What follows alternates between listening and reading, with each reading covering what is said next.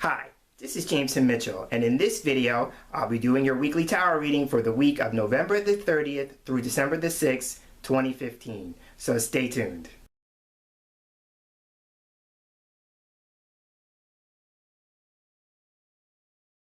And here we are at the table, and assisting me this week for the reading is going to be the Fairy Tarot cards by Doreen Virtue, Radleigh Valentine, and Howard David Johnson.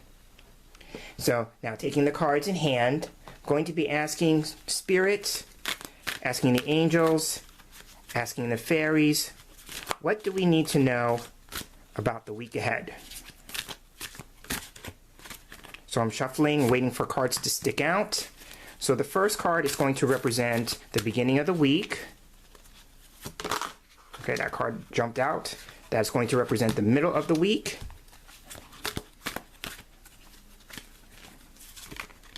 And this card here wants to jump out. That's going to represent the end of the week. So these are our cards for this week's reading.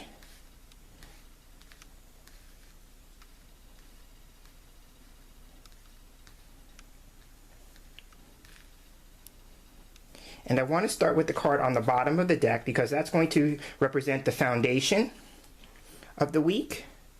And so at the bottom of the deck we have the Four of Summer. And the card says, being distracted and failing to see a magical opportunity, taking someone or something for granted, discontentment with life. I always see the Four of Summer as the divine discontent card. So this card represents, for me, a sense of being dissatisfied with life as it currently is. This card can represent a state of boredom, a state of feeling like things are the same old, you know, falling into a routine. And this card asks us to not get preoccupied and distracted with life to the point that we fail to see the magic in life. If you look at the image, the woman fairy is overlooking the little cherub fairy here at the bottom, and he looks like he's pleading with her to see him, to notice him. And so sometimes we can get so caught up in the things in our life that we fail to see the magic that life has for us. So this is the week where the Four of Summer is asking us to maybe evaluate things or reevaluate things, and to, if we're asking for help or assistance, because sometimes this card can represent help being on the way, then we have to be on the lookout for that help, because the help could show up in small ways. You know, we may be looking for, I call it the big neon flashing sign, when it could be something small and subtle, just like this little cherub fairy here is at the bottom. So this is the week where we're being asked to evaluate things, not get caught up and preoccupied to the point where we are overlooking help or assistance that we have asked for, and we're looking for it in a certain way and overlooking in the way that Spirit wants to send it to us. So that is the Four of Summer. So now for the beginning of the week, we have the Unity card. So Unity is traditionally known as the Hierophant, and it's a major arcana card. So at the beginning of the week, we may be faced with the idea of re-examining, talking about what I said with the Four of Summer, re-examining some of our beliefs, because when I see this card, I always see it as the beliefs. And so sometimes it's about beliefs that we have inherited from our family, because this card represents traditions and families and things of that nature. So we have to ask ourselves, is that something that I'm carrying over from my family background? This card is also for me about socialization. So it could be, you know, groups of people that we have aligned ourselves with at one time or another. And each group or community has its own set of belief systems. So, you know, sometimes the belief may be something that we have gotten from some community or some institution, something of that nature. So I'm seeing that. So we're being asked at the beginning, we possibly, to examine what it is that we believe, and we also may be finding ourselves in some form of learning institution, or, you know, being aligned with a particular teacher, something of that nature. The card reads, do the right thing for the right reason. Compare traditional versus new approaches to see which works for you. a spiritually minded community. So now as I'm saying that, another thing that I'm getting with this card is, for me, sometimes we may find ourselves in situations and doing things because there is a need for approval. So if you're finding yourself people pleasing or seeking approval, ask yourself, why is that? What is it that you need from that person? Or why is it that that person's opinion of you matters so much? So again, this is unity, and this is at the beginning of the week. The card that represents the middle of the week is the Princess of Winter. So now the card reads, information that can help you, but which may also be difficult to hear. Speaking the truth with kindness, an indigo child or adult. So now the Princess of Winter for me represents, I love how things dovetail. Princesses are also known as pages, and so pages for me represent a learning stage of development. So going with the idea of seeking a teacher or learning something, the Princess of Winter is asking us that question that all young people love to ask when they are being challenged with something about having to do with the truth, and that is why. So this week we may be finding ourselves asking why a lot. Why are things the way they are? Why do we believe what we believe? Why is that so? And if it's not so for you any longer, this is the opportunity to start changing it. And so this is the Princess of Winter. She represents being inquisitive, doing things out of curiosity. It can represent also embracing a new idea. And so if you're embracing a new idea, here's the thing with that. Once we embrace a new idea and we become very passionate about it, we want everyone to know it. And so the truth could be that the idea is just for you and it's not to be shared at this time. You may be in the stage where you're just learning whatever the idea or concept is, and you can't explain enough of it to satisfy the curiosity of other people. And so you may be challenged with the idea of asking why. You'll share an idea and somebody will say why, and you may not have the answer. So there's that aspect of it. And if we are being faced with being truthful, because I'm looking at the word truthful right now, if we are in a situation where we're being truthful, how can we be truthful and also be diplomatic and give the truth with kindness? Because sometimes with the suit of winter is known as swords, words have the power to both heal and harm. So be mindful of how you are saying what it is that you need to say. How can you give the truth in a loving, diplomatic, tactful way? So I'm seeing that with the Princess of Winter. And then the last card, rounding out the week,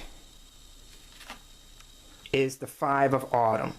Okay, so now here's the thing that may happen as a result of being in a place where you tell the truth.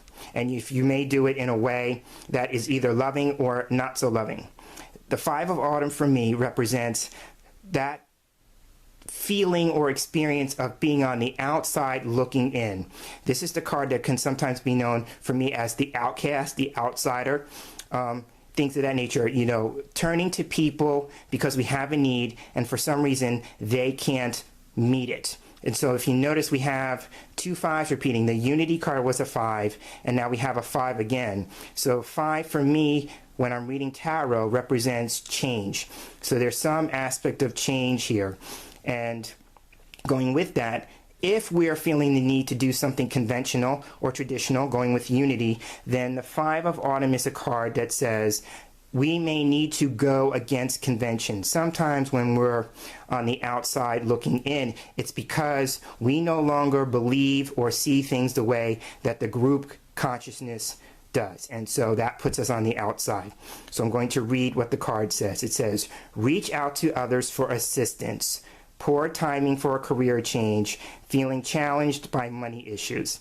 So sometimes this card, Autumn, is the suit of money and finances and things like that. So sometimes this card can carry with it the sense of being worried or concerned or having some anxiety about money.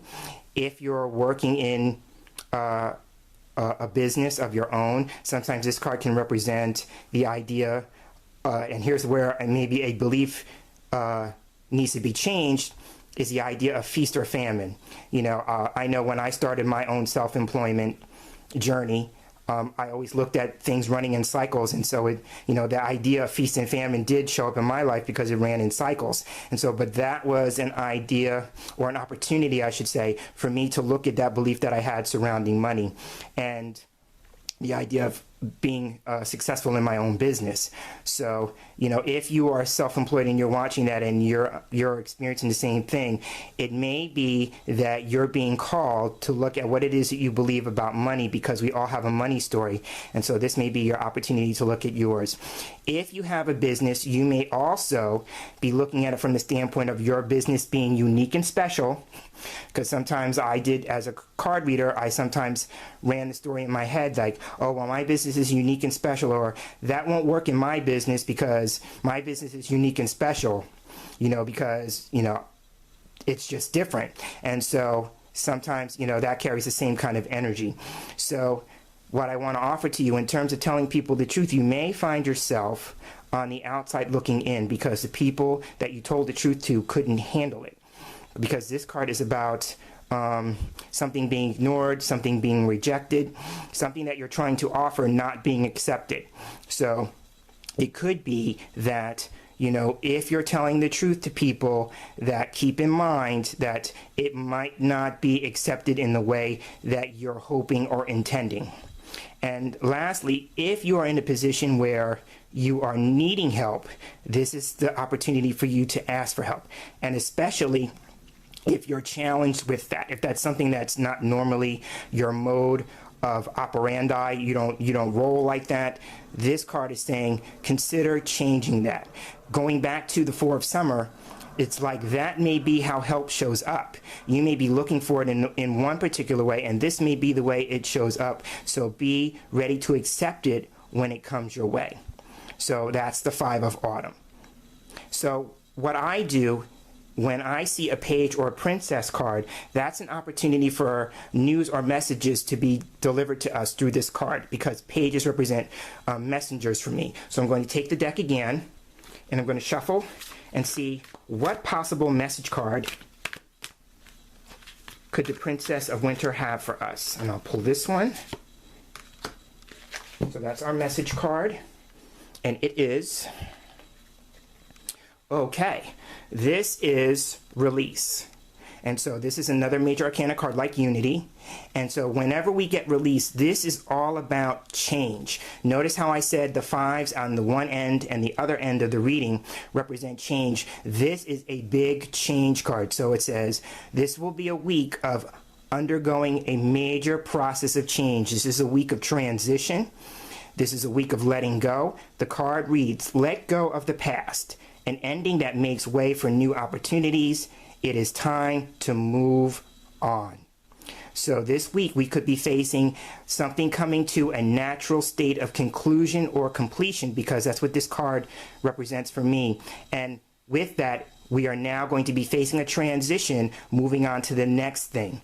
And so we have to be willing to release that thing. Once that stage is complete, once that change has taken place, we have to be willing to let it go and move on. So that's the message here this week. So now the other thing I'd like to do is I'd like to take the numbers on Unity, the Princess of Winter, and the Five of Autumn, and to see what might be the overarching lesson, the essence, if you will, of the reading. So we have 5 with Unity, and the Princess of Winter, princesses for me would be 11.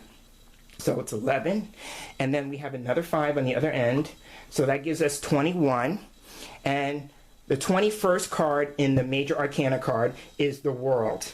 And I love this following release. And here's the card.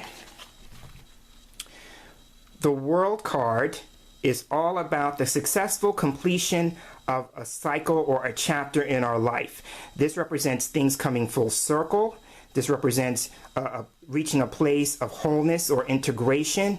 It represents for me a new level of awareness. So when we're going through that transition and we get to the other side of it with release, we have a whole new level of awareness about it.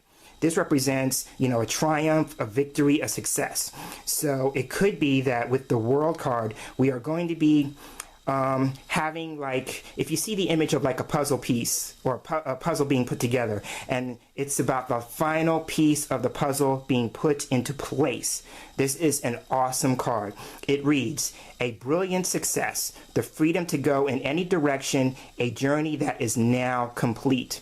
So this week we're being faced, what business do we need to complete? What business do we need to finish that allows us to close one chapter and move on to the next chapter in our journey in life? So that's the World card. So this has been your weekend tarot. Summing up the cards again, we have Unity. What do we need to know about our beliefs, and what beliefs do we need to consider changing as we move through the week? You know, the Princess of Winter. What new ideas can we embrace? And also, too, how can we share those ideas or tell the truth in a way that heals us and heals the other person and doesn't cause any undue harm? And then the Five of Autumn. How can we allow ourselves to accept the help that may be given to us, touching with the Four of Summer? How can we learn to accept that help, especially if we've been challenged in that area? And also, too, the very thing that we may need may lie outside of traditional or conventional wisdom, going back to Unity. So this is your cards for the week. I am James Himm Mitchell, and I look forward to sharing this space here with you in our next video. And until then, have a tarot-tastic week and take care.